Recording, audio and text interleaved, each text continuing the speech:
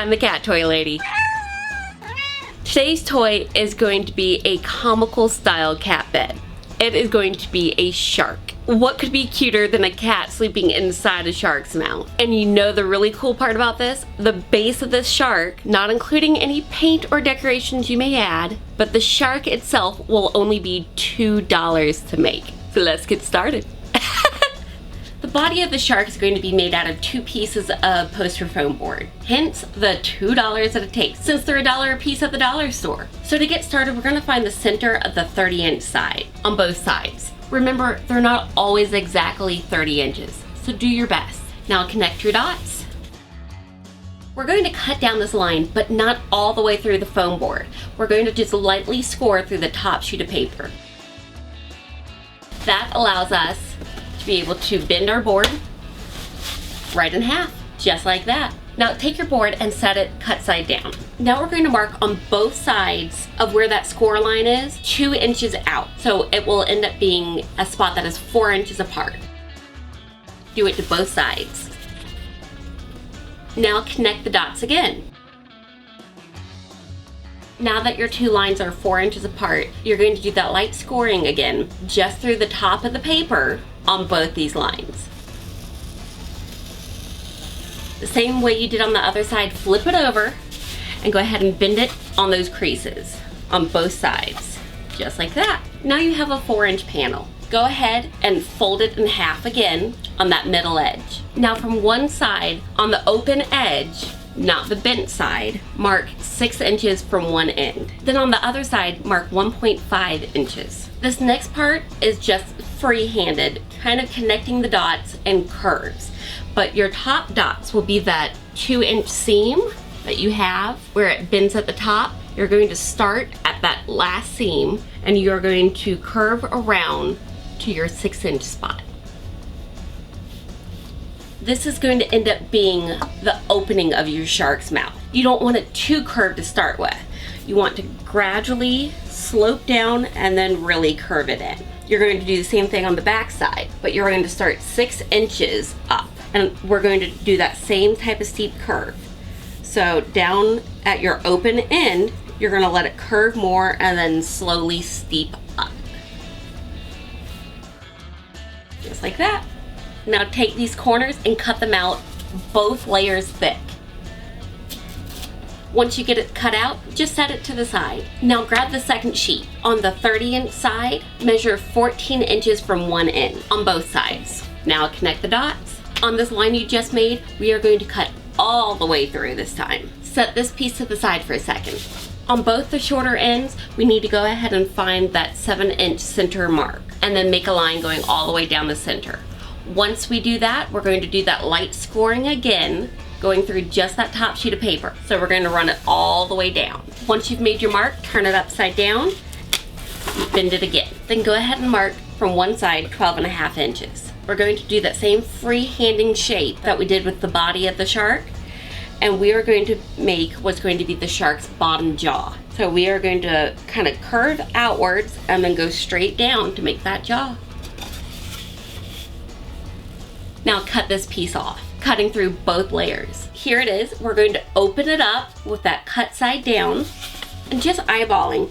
We are going to go about 1 inch away all the way around and make a line just on the curved part. When you get down to where you're level with your cut mark, you can just kind of taper it down. That's going to be our guide when we start painting. I'm going to do a bright red tongue here, but we still need some gum area for the teeth we're going to put in. On the piece that you had just set to the side, we're picking it back up, and down the side that's about 16 inches, we are going to mark 6 inches, then 3 inches, 6 inches, then 3 inches. Connect the dots and cut all the way through. There's our 6 and our 3, and this is close to 7 inches. We're going to be taking that 6-inch piece and making it into our tail. So again, free-handing. You can find the middle to try to help a little. We are going to do a bow shape from that middle point.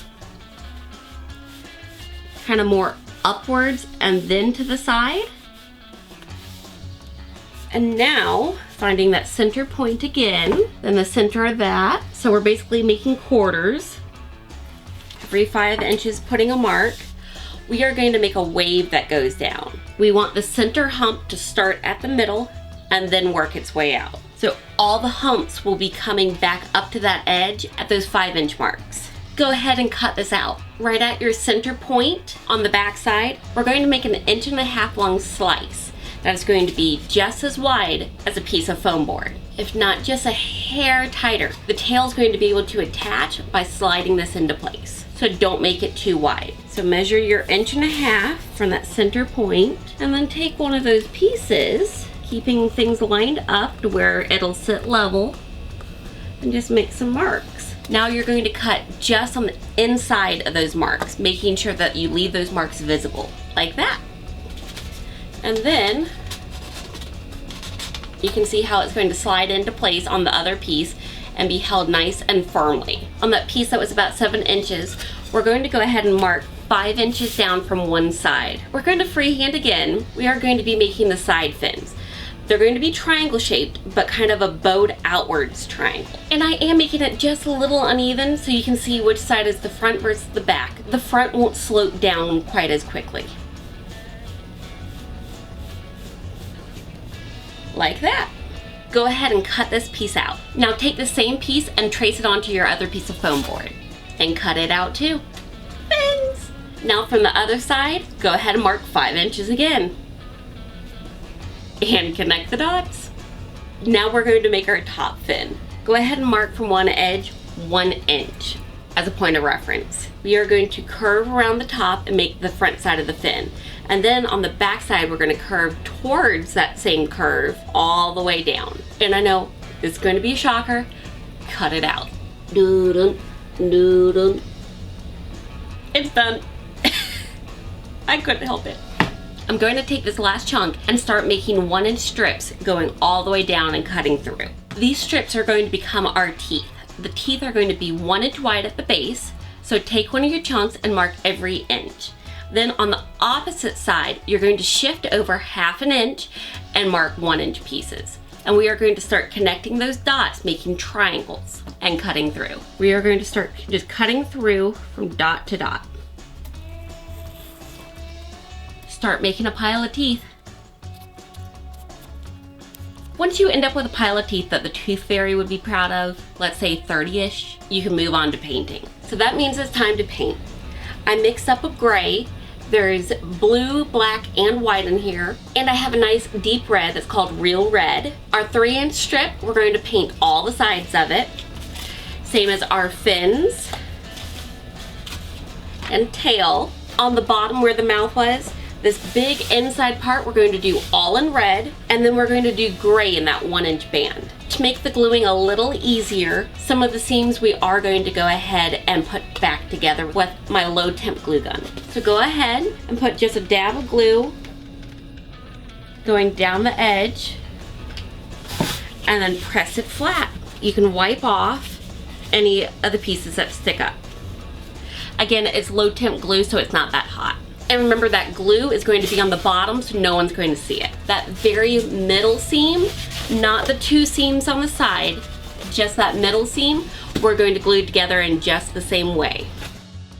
So we're going to make sure that this seam stays on the inside. So we're going to flip this over and we are going to go ahead and paint the outside of our shark. It's up to you if you want to paint what will be inside the belly or not. But do make sure you get these little edges. Let's start painting.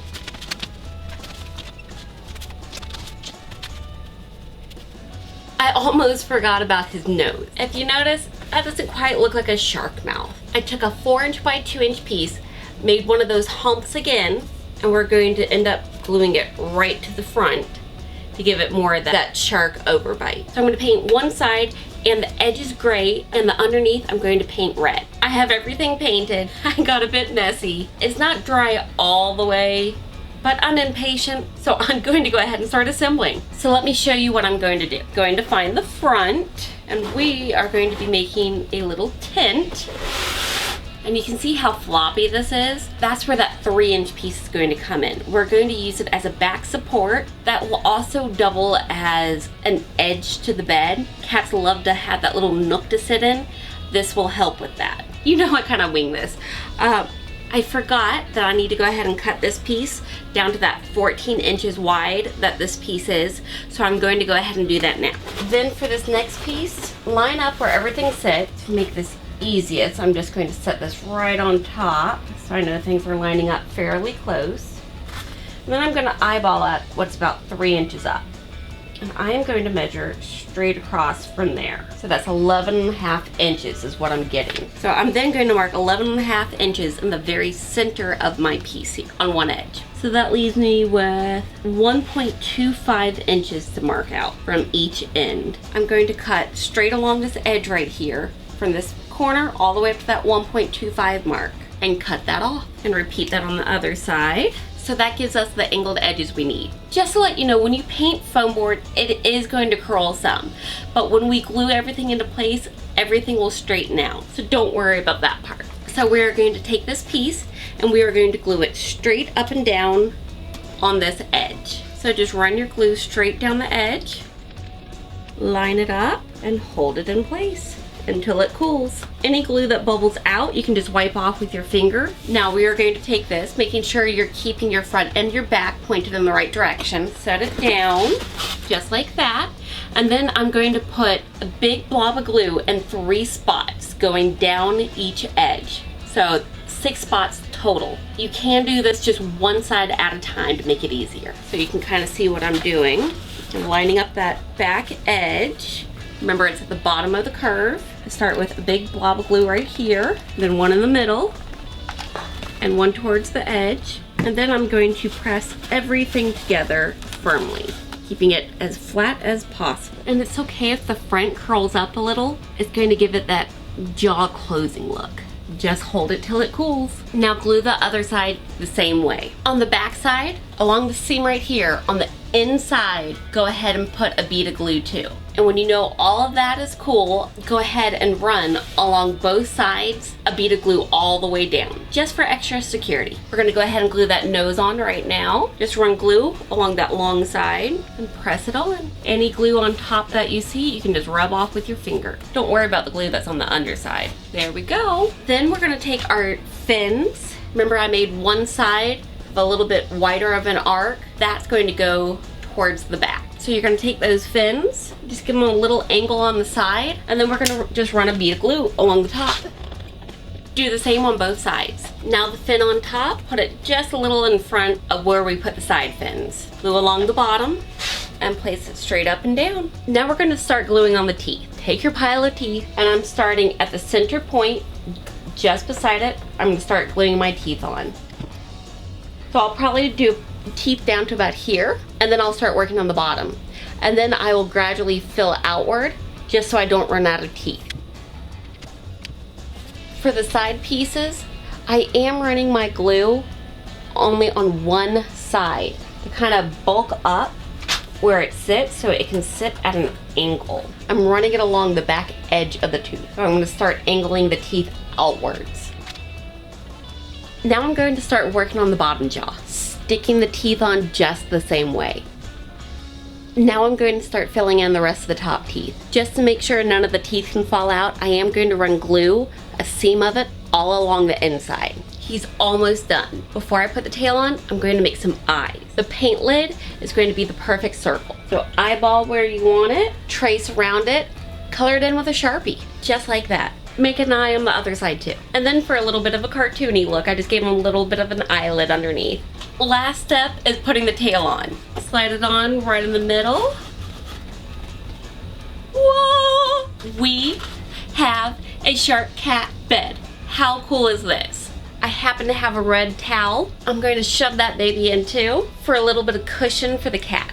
I think eventually I'll probably make a little pillow that fits in there. That of course is bright red, like a tongue. And remember, you can paint this to be as realistic or cartoony as you'd like. You can make it pink, you can make it purple, you can make it gray. You can make it out of cardboard or foam board, whatever you can get. And if you're curious about other things you can make for your cat, check out these videos. And don't forget to hit that subscribe button.